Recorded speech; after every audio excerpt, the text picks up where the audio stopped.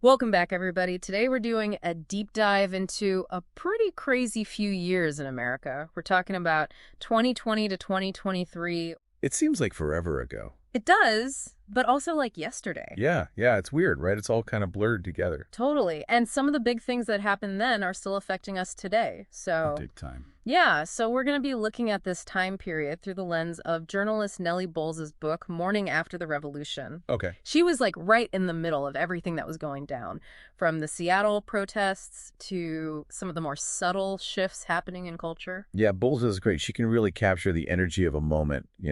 But then she steps back and asks these really important questions like, okay, but what's really going on here? What are the consequences of all this? Yeah, she's not afraid to ask the tough questions. Nope. Okay, so let's get started. The book starts with what Bowles calls the Summer of Rage. It's 2020, we're all still dealing with the pandemic, and then George Floyd is murdered. Talk about a powder keg moment. I mean, it really felt like everything just exploded. There was so much pent-up frustration and anger and grief, and it all just spilled out onto the streets. And social media just amplified it all. It created this echo chamber where the outrage just kept growing and growing. It's like everyone was on edge already, and then this happened, and it just pushed everything over the brink. Exactly. So one of the most vivid examples Bowles gives is the creation of CHZ, the Capitol Hill Autonomous Zone, in Seattle. Right. It started with this almost utopian vision. People were setting up gardens, free libraries. There was a real sense of community, like they were trying to build a new society from scratch. It sounds kind of idealistic, almost like a social experiment. It was.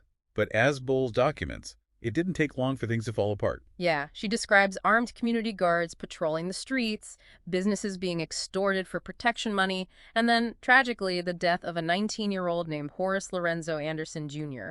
It's a really sad story, and it really highlights how even with the best intentions, things can go very wrong very quickly. It's a stark reminder that creating a utopia isn't as easy as it sounds. Yeah, I mean, how do you balance these big ideals with the realities of, actual governance and how people actually behave? Right, and it wasn't just Seattle.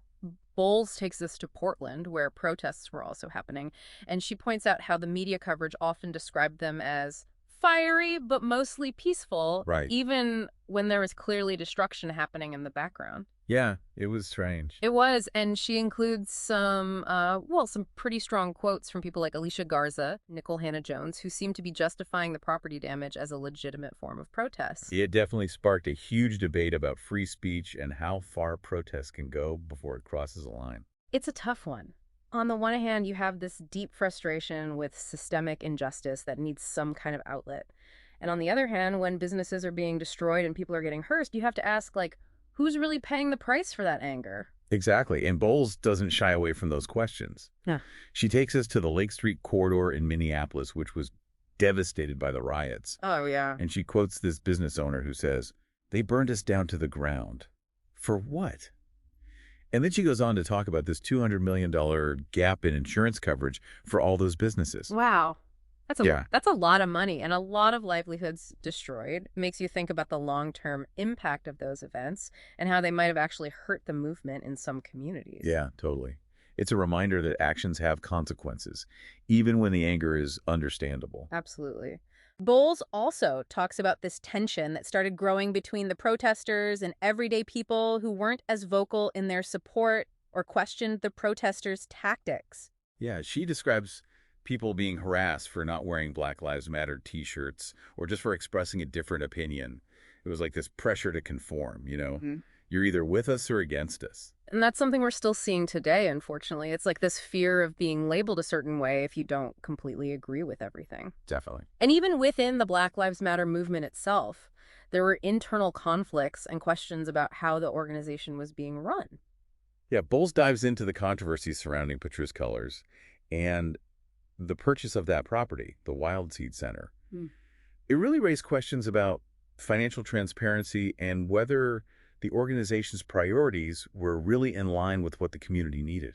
And it seems like public opinion of the movement started to shift too. Bowles talks about this Pew Research poll showing less support for defunding the police, especially among Black Americans. It does seem like the movement's message, which was really powerful at first, maybe didn't fully capture the complexities of what people were actually experiencing in their communities.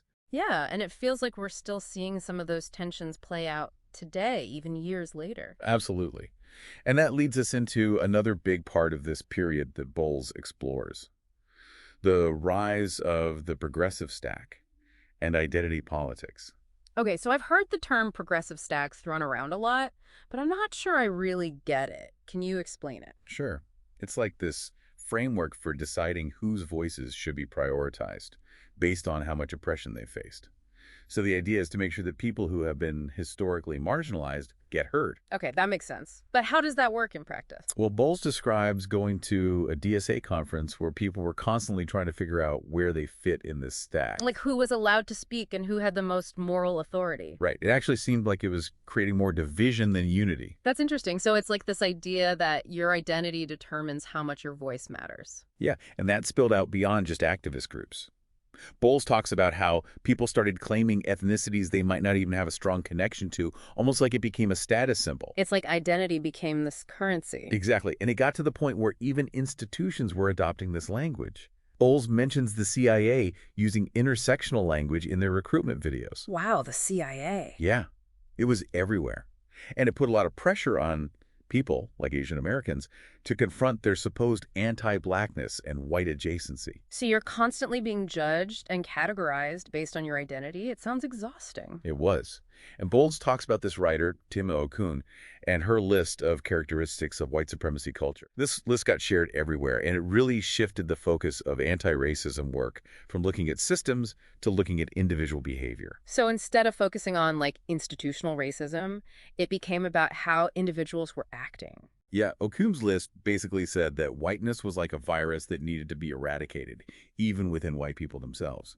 So everyone was suddenly super focused on examining their own behavior and trying to be as woke as possible. It sounds like a recipe for anxiety. It was. Bowles talks about this woman, Sharon Pearl, who felt like a failed revolutionary because she just couldn't live up to the ideals of the movement. So you're constantly worried about saying or doing the wrong thing, and you're always afraid of being labeled a Karen if you make a mistake. Right. And it created this atmosphere where it was really hard to have honest conversations about race and racism because everyone was so afraid of messing up. It seems like the opposite of what they were trying to achieve. So how did people deal with all this pressure?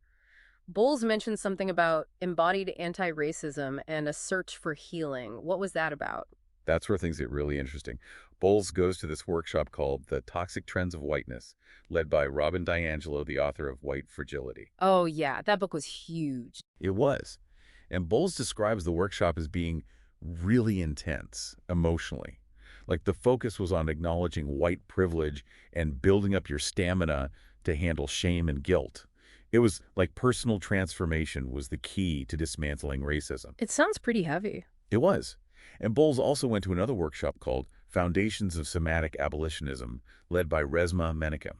This one was about healing racial trauma through physical exercises. Physical exercises? Like, She describes doing things like rocking and humming to process emotions connected to race and oppression.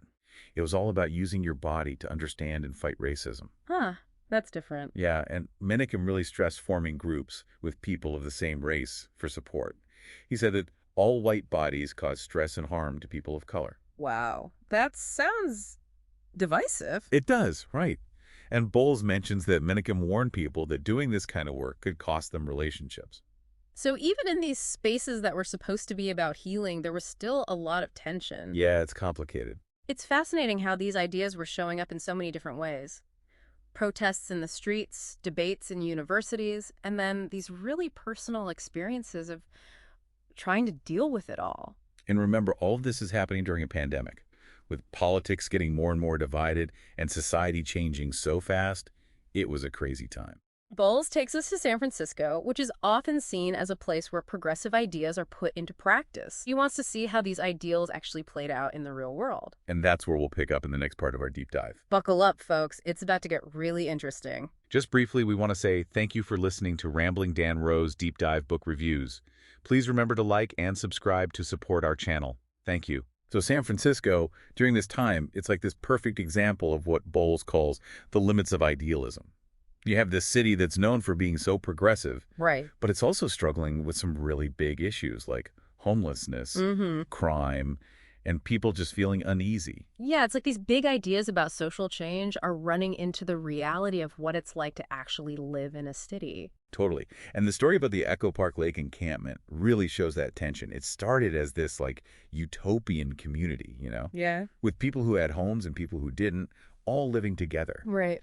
But it quickly became a symbol of all the problems the city was facing. There was crime, it was unsanitary, and then someone even died there. It's easy to get caught up in the rhetoric and forget that these are real people going through really hard times. Exactly. And it makes you think about activism and what it's really trying to achieve. Mm-hmm. Bowles introduces us to this guy, Jed Perriott. Okay. He was a housed neighbor, like he had a house and was from a wealthy family, but he became a big advocate for the people living in the encampment. But he also discouraged them from taking shelter, almost like he thought it was better to resist the system. So it makes you wonder, was he actually trying to help them, or was it more about pushing his own agenda? That's a good question. Yeah. And then there's CHAZ, the district attorney in San Francisco. He was a progressive, came in promising criminal justice reform, but his policies ended up being really controversial.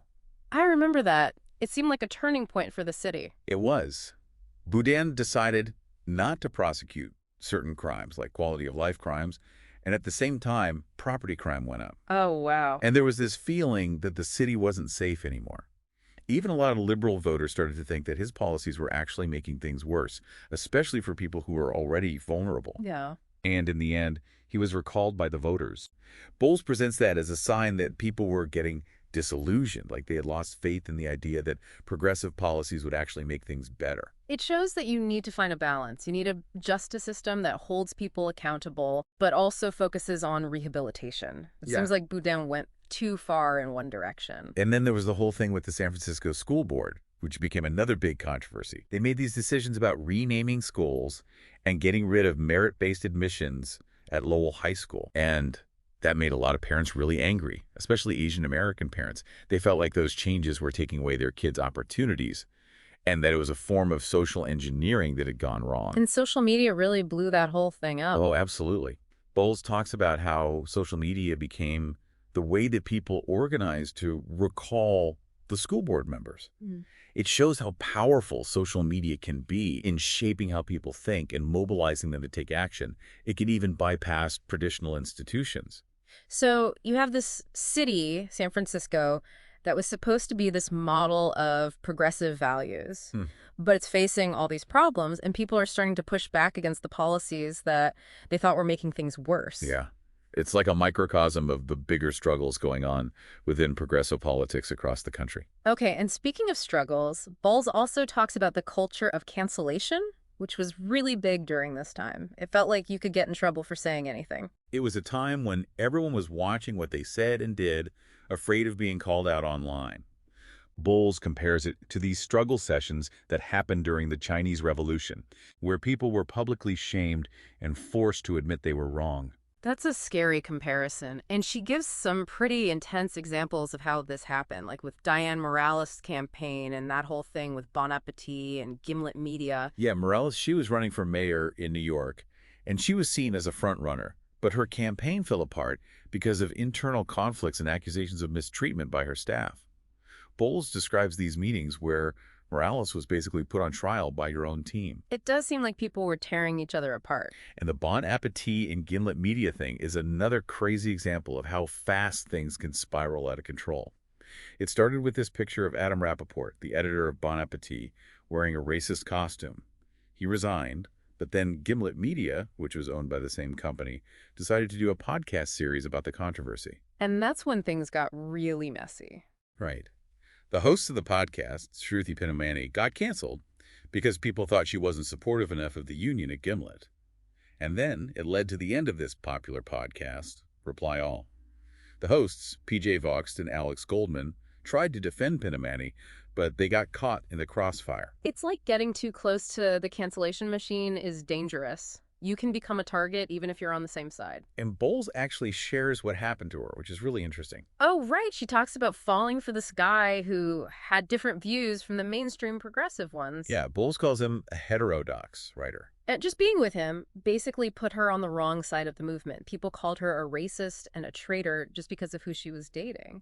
It shows how isolating and stifling this whole thing could be. People were scared to disagree or even to be friends with someone who had different views. So you have to ask, what were they really trying to achieve with all this canceling? Was it about justice or was it something else? That's the question.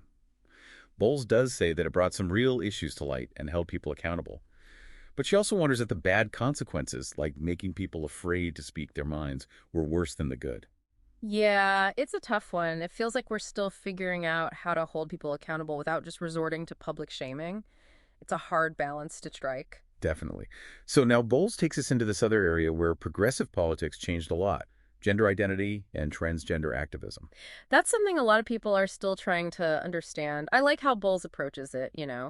She's curious, but also skeptical. She doesn't shy away from the complicated parts, but she's not claiming to have all the answers. Right. She starts by looking at this idea that someone's soul can be in the wrong body.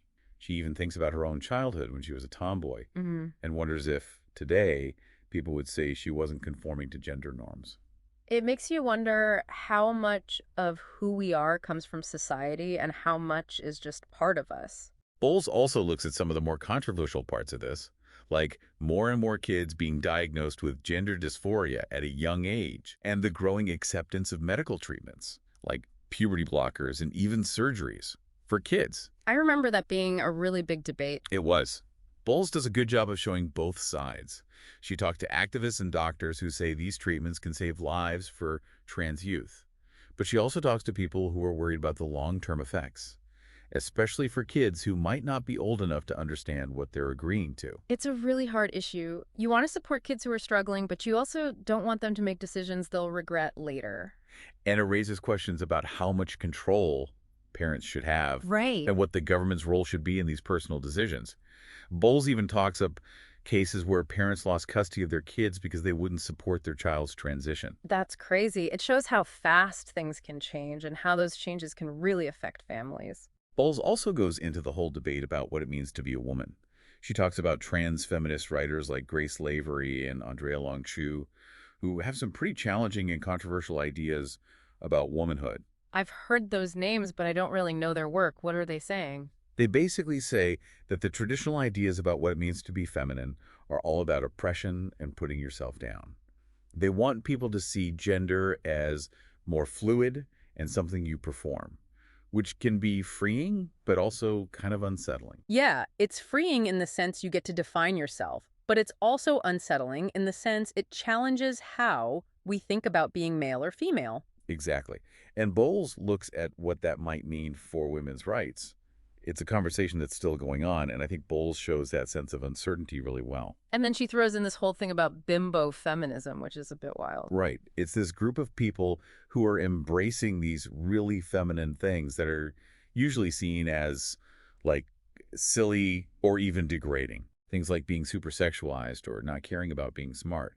Bowles says it could be a reaction against traditional feminism, which is often about women having careers and breaking stereotypes. So it's like they're taking back femininity on their own terms, even if it seems kind of contradictory or even harmful. It's definitely thought-provoking. And then just when you think you've got a handle on all the changes happening with gender identity, Bowles brings in asexuality, which is really interesting. Yeah, she goes to an asexual conference and talks to people who identify as asexual, great sexual, and demisexual.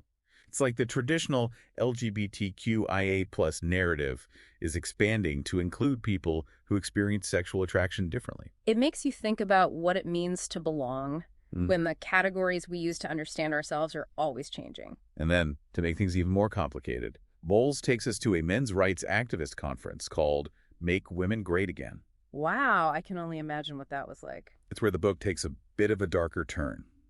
Bowles meets men who feel like they've been left behind by society. They blame feminism and social progress for feeling like they've lost power and status. It's a reminder that not everyone's happy with these fast changes, and some people are really angry and resentful. It shows that we need to have better conversations about gender and relationships, ones that recognize how complicated things are for both men and women. It's not about men against women.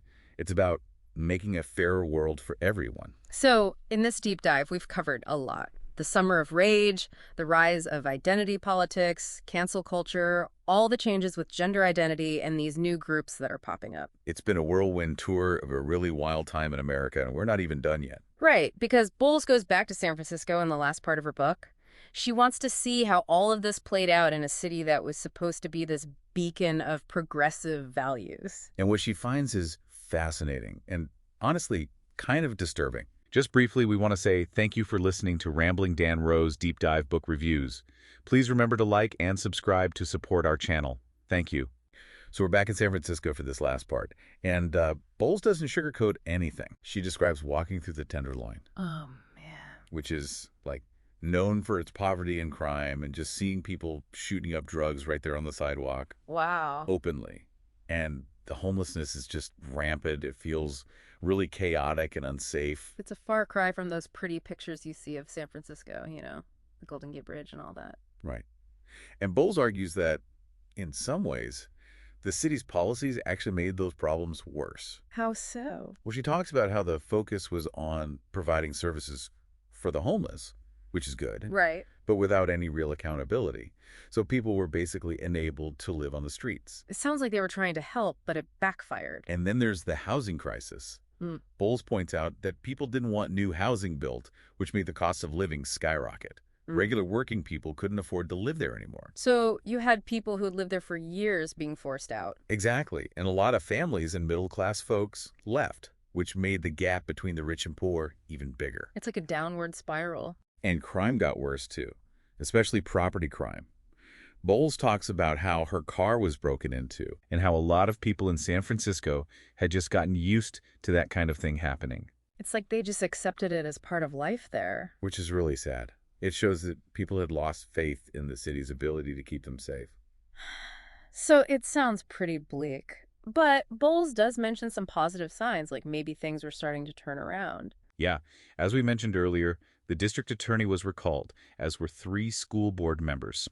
That showed that voters were willing to go against the progressive establishment, even in a liberal city like San Francisco. Like they were fed up and wanted to see some real change. And Bowles highlights Mayor London Breed, who, even though she's a Democrat, took a tougher stance on crime and homelessness. So she wasn't afraid to go against the grain and make tough choices. And she was more focused on getting results than on sticking to a certain ideology. I think that's a big lesson from this whole deep dive into progressive politics during this time. It's about finding that middle ground between idealism and actually getting things done right. Exactly. You need to have a vision, Mm-hmm. but you also need to be realistic and willing to compromise. And you have to realize that these are complicated problems with no easy solutions. Bowles' book reminds us that progress isn't always straightforward, and sometimes things don't turn out the way you hoped. But if we learn from what happened, we can do better in the future. So any final thoughts for our listeners? What should they take away from all of this? I think the most important thing is to think critically. Don't just believe everything you hear. Yeah. Question things, look at different perspectives, and be open to the possibility that you might be wrong. That's great advice, especially now when there's so much information coming at us from all directions. The time that Bowles writes about in her book was really intense, with lots of division and change, but it was also a time when people learned a lot, and I think those lessons are really important today. I highly recommend reading Nellie Bowles' book, Morning After the Revolution. There's so much to think about and discuss. Until next time, keep exploring, keep asking questions, and keep the conversation going.